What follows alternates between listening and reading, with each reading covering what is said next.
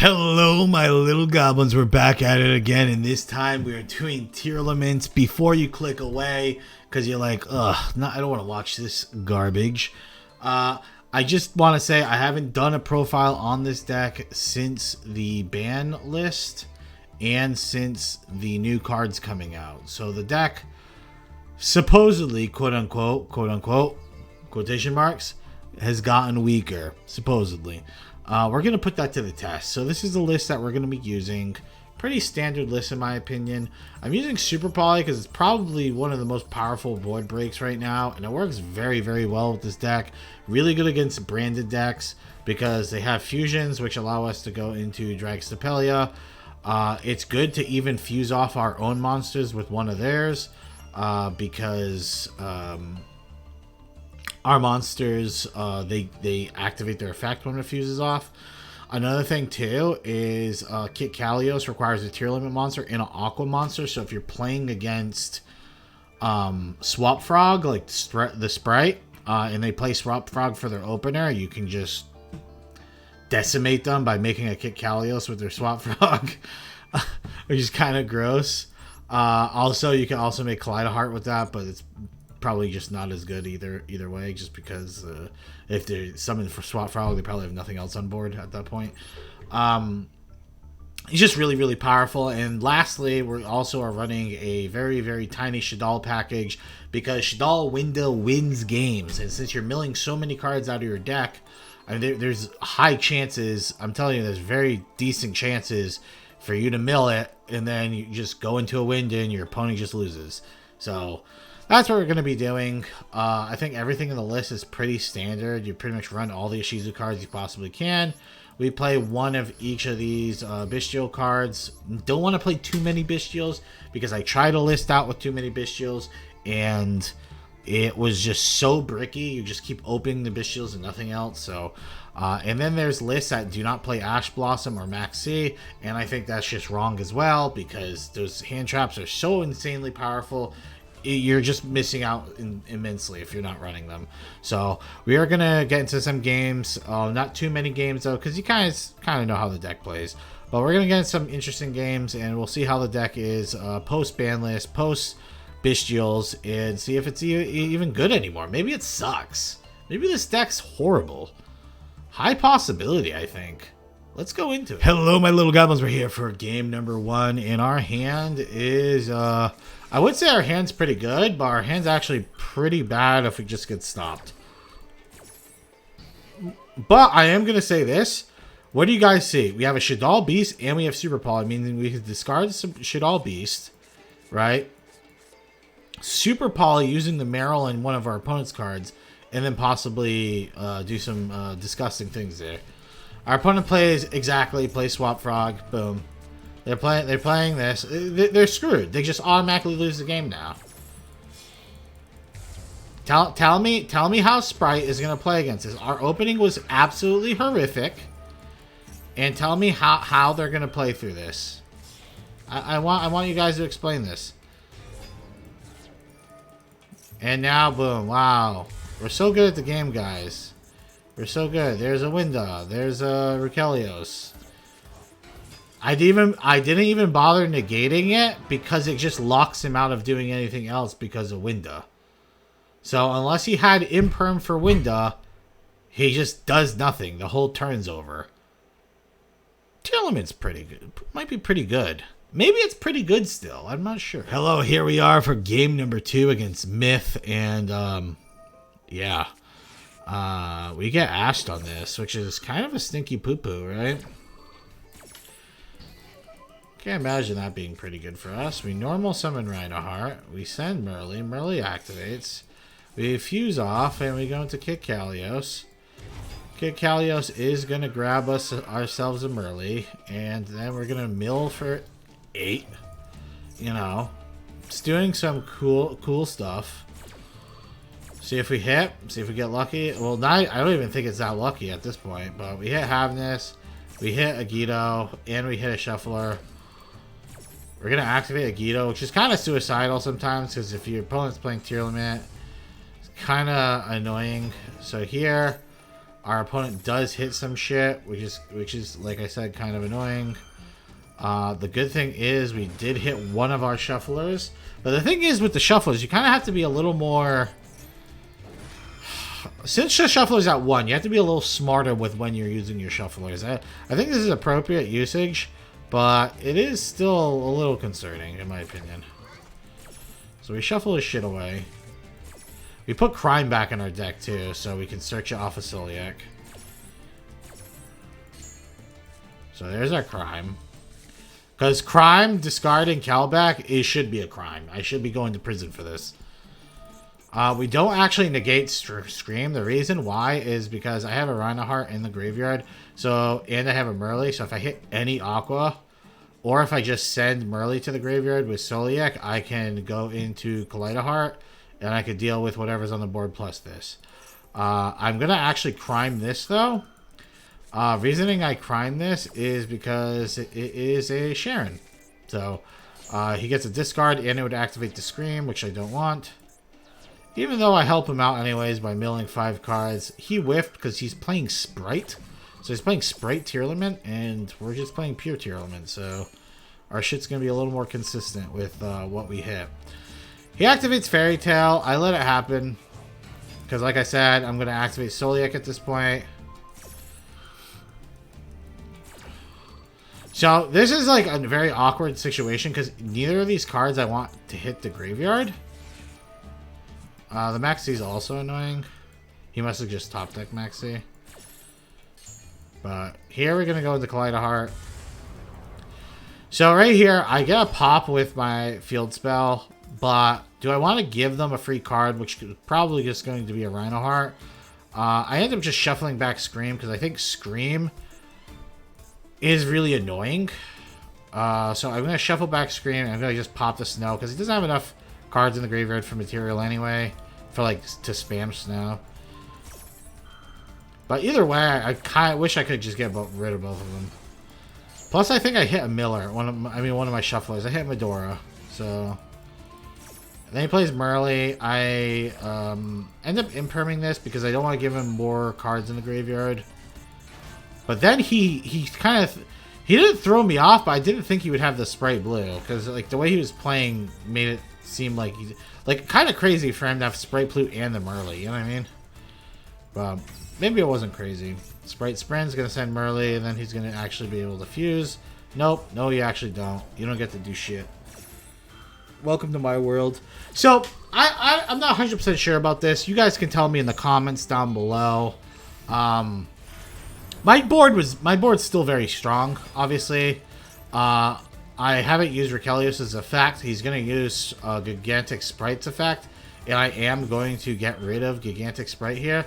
He activates Havness, which is obviously pretty good for him, but like he does like, and he hits a Shuffler too. Like I feel like this guy's back in the game, right? He's back in the game. I have no more negates. He can Kaleidoheart whatever he ends up milling off of Kelbeck. I have good follow-up. Don't get me wrong, but like he has a lot of cards in the graveyard now. So like Snow is actually pretty relevant now, right? And he hit both his Shufflers, which I did not. And he has like I don't understand why he just stopped playing. Like I had nothing else, so like he technically could have comboed. Maybe it's just because he had like nothing else to do that turn. Maybe he just ran out of options. But I feel like he could have played a bit more. But it was definitely like like blow for blow that match. Very interactive. But I can't say I really did anything special. I'm gonna be completely honest. I mean, I hit abilities when I made sure I didn't activate abilities to trigger Havness until I absolutely had to with Rakelios.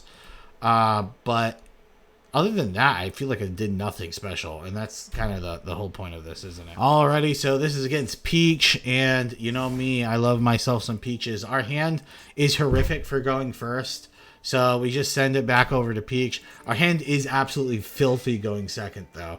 And also, me setting the Heartbeat is pretty disgusting, too, because I get to discard Kelbeck, and then, you know, it's pretty gross. Our opponent's playing Punk. I make sure I have my thing off so he has no idea I have hand traps. He activates teleport. I activate Max C. I'm like, get fucked. And yeah, I mean, Max C, I pretty much just win this game. There's no way you lose. The only way we lose is if, like, I just have nothing to do. There's an argument here, by the way, for me to not Ash, like to hold Ash, because I could have just let him activate this. I could have activated my Havness, and then when he put the field spell in play, I could kill this field spell with the Heartbeat. So there was definitely a thing for that. I think that could have been. That was probably the right choice. But I figured if he ends up doing this to bait out Ash... Yeah, I just don't think so. I think I should have just not done that. That's probably a misplay on my part. Because I have the Heartbeat. I shouldn't be afraid of the field spell. I just don't... I hate the idea of someone drawing cards other than me. As I'm drawing like 300 cards. This Super Poly is about to just end this man's entire life because he's playing like pure punk. Alright. So he adds the fusion. This is gonna be so disgusting. I'm sorry, everyone. I activate Havness. Spoiler alert, Havness hits nothing because I'm a rat. I will admit that I'm a rat for playing this deck, so then he plays Rising Carp. Very unfortunate for him. I know Rising Carp's his main combo card, so bye-bye. Remember, we just have to live. We don't actually have to do anything too productive. Then we just get rid of his last card. We send a Scream. Technically, here, we could have sent Reinhardt, and then Reinhardt would have sent Scream, and then Summon, and then that probably was a better play. But I just didn't want to bank the last card of his being like... Nah, I guess... No, that was just a better play. I probably should have just done that. I was actually thinking of doing that at the time, but then I was like, I don't really need to. Because Super Poly is going to annihilate. He's just going to concede once I Super Poly. That was kind of like what was going in my head. So we add Crime, because we're about to commit a war crime right here. Here's the Super Poly, discarding Soliak, he concedes. So not only was I going to get a search for like Sharon or something, I was going to get a free Garura, which is 3,000 damage on board. So thank you. Thank you, Peach. Hello, here with game number 4, and we're playing against whatever that name is. Blue cap guy, I'm going to call him. He's wearing the blue cap. My guy looks like Big Meat Mike. He looks like he's like concerned about like something. Maybe the size of his meat. It's causing him to have high blood pressure. Not the obesity. It's the size of his meat. We're going to Ash this Maxi. I could technically have not Ashed Maxi because I feel like he was going to Bestial. But I'd rather just him not drawing any cards. Personally. For me. Look, we have the Scream. We're going to get the Crime. We just pass. It's fine. Our opponent actually plays this well. He just goes into combat, attacks. He does not know we have the Havness in hand, which is why I was very comfortable with this play. He activates the Alibur. Oops. I did it again. Here's the Havness. Boom. And the Scream is going to send this guy screaming at his house. Probably punching a hole in the drywall and yelling some obscenity to his mother. We milled, I don't know if you guys seen what we milled. We milled Shaddoll Beast. It's a happy day. Not for my opponent. So we're going to recycle the Soliak. Then Soliak is going to let me grab a Sharon. And then Beast is going to let me grab an Imperm. And now... Okay, so misplay on my part. When he activated Blazing Cartesia, I perhaps should have crimed. Because I could have just gone into a Shaddoll Beast. But if I crimed and went into Shaddoll Beast, and this man should like fusion deployment, no, he wouldn't have been able to even use Albaz's effect. Yeah, it would have just been a better effect. It would have just been better. Either way, this is fine. There's a Fallen of Albaz, and there's our Crime. I was actually concerned too, like, okay, so I go into Winda here, right? So we go into Winda. I was concerned for him to go into Baron de Fleur, but I realized Baron de Fleur does nothing here because Winda Can't be destroyed by card effects. So we're actually sitting pretty. He can't do anything else. He realizes he can't do his Lebellion plays, and he just commits seppuku, which he should. Honestly, to be completely honest, should. Goodbye. Hello, we're here back at the recap. Thank you for watching this far, and if you guys enjoy this type of content, please subscribe so you can see all the videos I put out, which is quite a bit of videos a week. So just join, and join our Discord too. It's linked down below. I know we only did 4 games this week, but I thought the games were like pretty repetitive. It's me just activating a bunch of Tearlaments effects and just my opponent's brain going like, his brain just sizzling, sounding like you frying eggs in a pan. But yeah, I mean the deck's filthy. Let's be honest. The nerfs, quote unquote nerfs, and having the Bestials come in. The Bestials definitely hurt, right? The Bestial, like when someone Bestials your fusion, it's like, oh shit, that's annoying. Especially if that was like your only way of doing something. But dude, you have so many ways to play on both people's turns. It's just so gross. Like, and if your opponent even has any back row removal, and then like, let's say they blow up your Soliacs and stuff like that, it's like they all have these effects that let you search out. It blows up my Soliac, I get to search for a Havness, and now I have another way of interacting. And if I mill something crazy, like let's say I mill a Shadal Beast, guess what? Free window, thank you, and you just locked out of your turn. Like, it's so silly, it's so stupid. Like, I know people say this deck's like super skilled and all this other, it just feels so mindless. It really does. So I only played this deck for 13 games in total. We went 12-1, and we climbed well into Master Tier. It was just the easiest games of my life. I did win coin tossed a lot though. But like I said, going first or going second, most of the games I open up interaction, whether it's a Kelbeck, Havness, Ash, Maxi, Imperm, like these are all cards. Any of the Bestials, these are all cards that can interact with my opponent. It's like literally like it's very hard not to open a card that just fucks with your opponent's turn. And then after you're done fucking with their turn, you have like, one of the most triggering things is like, I activate Sharon, I discard a Shuffler or a Kelbeck or a Yugioh. Haha, mill 8. It's like, dude, it's so tilting, but when you're playing it, it's fun. It's extremely fun. I know Sprite Sprint's a new card they got too that's really good. We didn't get to use it much because my opponents would concede super quick. It was actually very hard to get like game footage of the deck because my opponent, like, if you get any, so if you're playing this deck and you get good mills, like let's just say you play Havness and you mill like Sharon or Merle with a Yugioh or one of the Shufflers, people usually like they'll concede on the spot, like they don't want to play against it, which is understandable. I understand that, but it made it a little hard to get footage. Do I think this deck right here has perfect ratios?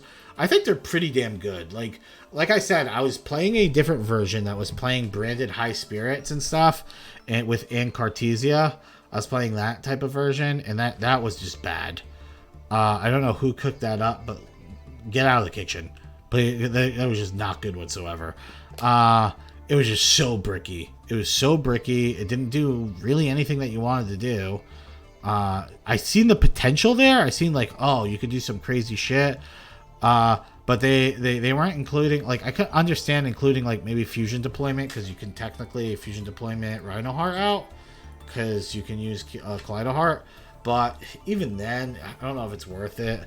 I tried running originally. I tried running Beatrice. I seen a lot of people running Beatrice with the Bestials, because you can use Beatrice, send one of these cards to the graveyard.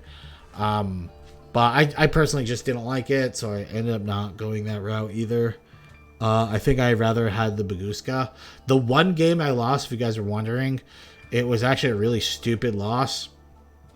It was versus Numeron. And the only reason I lost is because I did not trust my gut instinct. So I did a 5 mill, and I milled all generic cards for my opponent, but one of the cards was a Kaiju. And in my mind and my gut, I was saying, this is Numeron. And I could have went into Baguska, and I chose not to go into Baguska. and I think that was what cost me the game. Because if I went to Baguska, the guy didn't have a kaiju. He would not have been able to OTK me, and then I would have killed him back. So that was my own fault. But we did go 12-1 regardless. So I think the deck's like still extremely powerful. Is it as strong and dominant as it was before? I don't think so. Just because there are at least the Bestials to like do some type of damage to it. You know what I mean?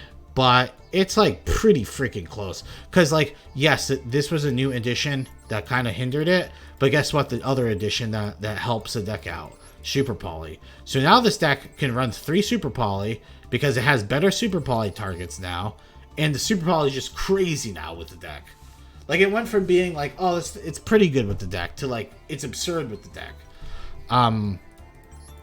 Yeah, it's pretty crazy. And Super Poly, when people Super Poly you, it's usually not very good. So Super Poly is usually just good against every other deck besides yours.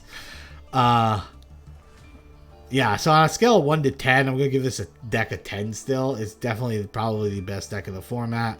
By far, I'm not 100% sure. Sprite seems very, very good right now. I'd probably still say this deck's still better than Sprite, though. But Sprite is very, very good, very strong right now. They don't get hit that hard by the Bestials either.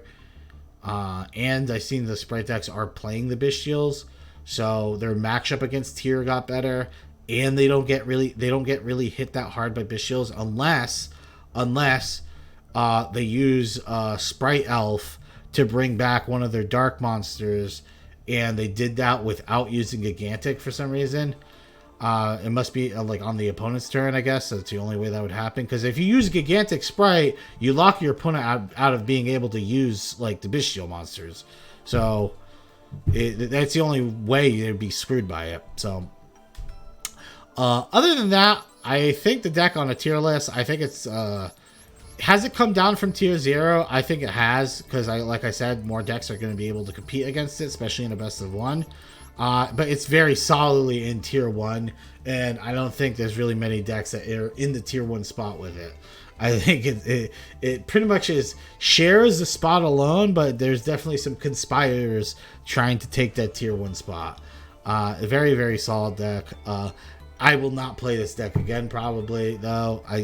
Like I said, the archetype, I keep the cards because I need to do it for videos to get updates on them, but it's just not really that much my cup of tea. It's so gross. It's so, I don't know. I feel like a monkey when I play this deck, and I know like there's people out there who swear of the legitimacy of Tearlaments, saying, "Oh, this is the biggest brain deck. You got to be a genius. This is so skilled, so awesome. All this other." It doesn't feel like that. I'm going to be completely honest. It just does not feel like that. Every time I play it, even when I'm playing against it, dude, if you ever play against this deck, like a lot of times your opponent will just be hitting yes to every activation, not thinking, do really stupid plays, and then they still end up on a board that's like crazy powerful because the deck kind of is almost like autopilot. With like a few, it's like the deck's like the Tesla, you know what I mean? Where the autopilot, you kind of have to like move the steering wheel sometimes a little bit, but most of the time it like drives you to where you need to go. That's kind of what it feels like with the deck. But I hope you guys enjoyed the video. If not, fuck yourselves, and I hope to see you in the next video. All right, let me know what you guys want to see next. Goodbye.